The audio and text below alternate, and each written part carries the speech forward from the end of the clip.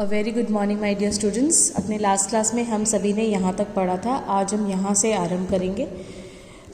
तो चलिए स्टार्ट करते हैं। सिंधु और ब्रह्मपुत्र ये दो ऐसे नाम हैं जिनको सुनते ही रावी, सतलुज, व्यास, चनाब, झेलम, काबुल, कुबा, कपीशा, गंगा, यमुना, सरयू, गंडक, कोसी आदि हिमालय की छोटी बड़ी सभी बेटियां आंखों के सामने नाचने लगती है।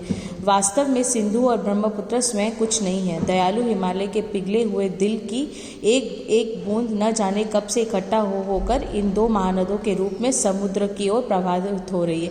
कितनी सौभाग्यशाली है वह समुद्र जिसे पर्वतज हिमालय की इन दो बेटियों का हाथ पकड़ने का श्रेय मिला। कहते हैं सिंधु और ब्रह्मपुत्र। सिंधु इंदस है और ब्रह्मपुत्र आपको पता ही है कि सिंधु और ब्रह्मपुत्र ये दो ऐसे नाम है, ये दो ऐसे नदी है जिनको सुनते ही उनके अंदर जो छोटी छोटी नदियां हैं उनके सभी के नाम सामने आ जाते हैं। जैसे कि ये चनाब, झेलम, काबुल यानी कि कुबा, कपीशा, गंगा, यमुना, सरयू, गंडक, कोसी आदि तो हिमालय की छोटी छोटी सभी बेटियां हैं, आंखों के सामने नाचने लगती है। और वास्तव में सिंधु और ब्रह्मपुत्र स्वयं कुछ नहीं है। अगर देखा जाए तो ये दो कुछ नहीं है। ये दो तो दयालु हिमालय के पिघले हुए दिल की एक एक बूंद है। मतलब ये पिघले हुए बर्फ की एक पानी की एक एक बूंद है जो इकट्ठा होकर इन महानदों के रूप में समुद्र को प्रभावित करती है, समुद्र के रूप में बन गया। कितना सौभाग्यशाली यानी कि कितना लकी है, कितना सौभाग्यशाली है वह समुद्र जिसे पर्वतराज हिमालय की इन दो बेटियों यानी कि सिंधु और ब्रह्मपुत्र का हाथ पकड़ने का श्रेय मिला है। श्रेय यानी कि मौका मिला है। ठीक है, कहते हैं कि मैदानों में इन नदियों को देखकर मतलब सिंधु और ब्रह्मपुत्र के बीच रावी, सतलुज, चिनाब, झेलम, गंगा, यमुना, गंडक आदि कई छोटी छोटी नदियां हैं। ये हिमालय के पिघले हुए हृदय की बूंदें जो इकट्ठा होकर समुद्र की ओर प्रभावित होती रहती है। ठीक है, फिर कहा है जिन्होंने मैदान में ही इन नदियों को देखा होगा उनके ख्याल में शायद ही यह बात आ सके कि बूढ़े हिमालय की गोद में बच्चियां बनकर ये कैसे खेला करती है। माँ बाप की गोद में नंग धड़ंग होकर खेलने वाली इन बालिकाओं का रूप पहाड़ी आदमियों के लिए आकर्षक भले ही ना हो, लेकिन मुझे तो ऐसा लुभावना प्रतीत हुआ वह रूप कि हिमालय को ससुर और समुद्र को उसका दामाद कहने में कुछ भी झिझक नहीं होती है। कहते हैं कि मैदानों में इन नदियों को देखकर लेखक कहता है कि अपने पिता को गोद में नंग धड़ंग खेलने वाली इन बालिकाओं का रूप पहाड़ी लोगों के सामान्य बात हो सकती है। मतलब पहाड़ी लोगों की तरह लगता है, लेकिन उसे वह रूप इतना लुभावना लगता है यानी कि इतना अच्छा लगता है, मन को छूने वाला लगता है कि वह हिमालय को शवसुर तथा समुद्र यानी कि समुद्र हिमालय का दामाद होता है। बेटी यहाँ पे नदी को कहा गया और हिमालय यहाँ पे पिता को कहा गया है। तो कहता है कि हिमालय को शवसुर तथा समुद्र को उसका दामाद कहने में जरा सा संकोच नहीं करता, यानी कि जरा सा भी उसके मन में संकोच नहीं होता, झिझक नहीं होता है कि समुद्र हिमालय का दामाद है, बेटी नदी है और हिमालय पिता है। ठीक है, फिर कहा गया है कि कालिदास की विरही यक्ष ने अपने मेघदूत से कहा वेत्रवती बेतवा नदी का प्रेम का प्रतिदिन देते जाना, तुम्हारी वह प्रेयसी तुम्हें पाकर अवश्य ही प्रसन्न होगी। यह बात इन चंचल नदियों को देखकर मुझे अचानक याद आ गई और सोचा कि शायद उस महाकवि को भी नदियों के सचेतन रूपक पसंद था। दरअसल जो भी कोई नदियों को पहाड़ी घाटियों और समतल आंगनों के मैदानों में जुदा जुदा शक्लों में देखेगा वही इस नतीजे पर पहुंचेगा। कालिदास यहाँ पे एक बड़े कवि को कहा गया है। कालिदास एक बड़े कवि है जो कि नॉवल लिखते हैं और उन्होंने मेघदूत लिखा है। तो वो कहते हैं कालिदास ने विरही यक्ष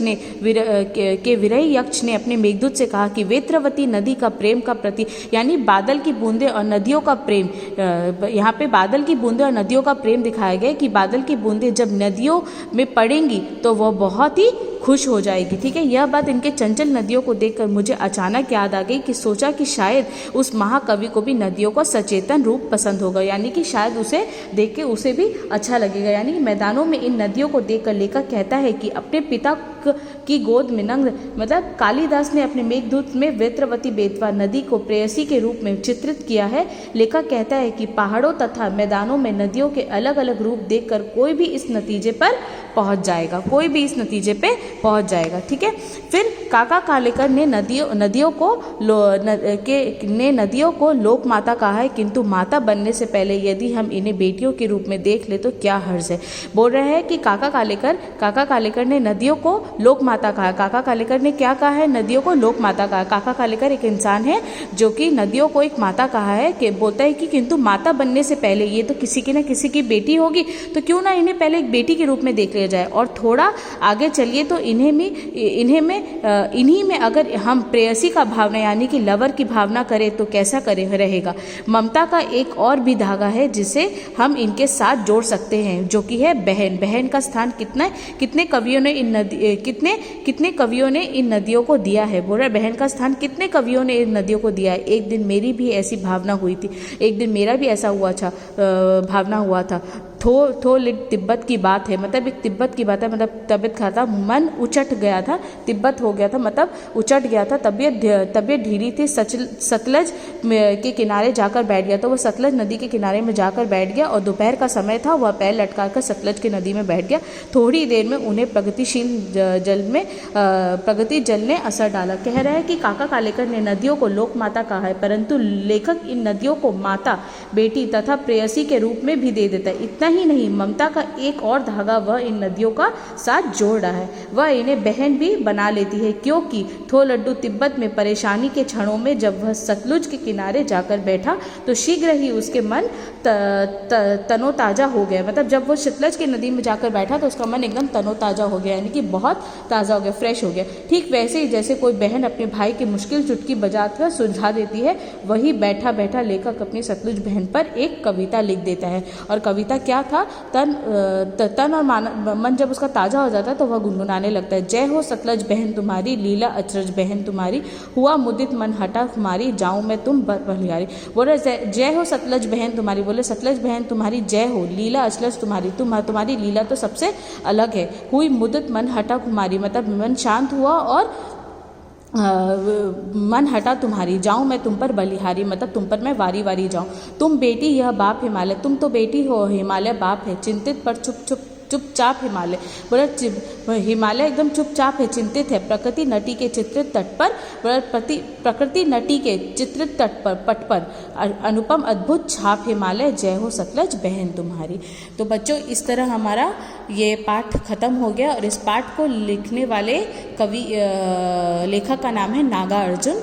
तो अपने नेक्स्ट क्लास में मैं इसके क्वेश्चन आंसर्स को स्टार्ट करूंगी और आपसे आशा करती हूँ कि आप सभी इस वीडियो को देखकर इस चैप्टर को समझने की कोशिश करेंगे। आज के लिए यही, थैंक यू।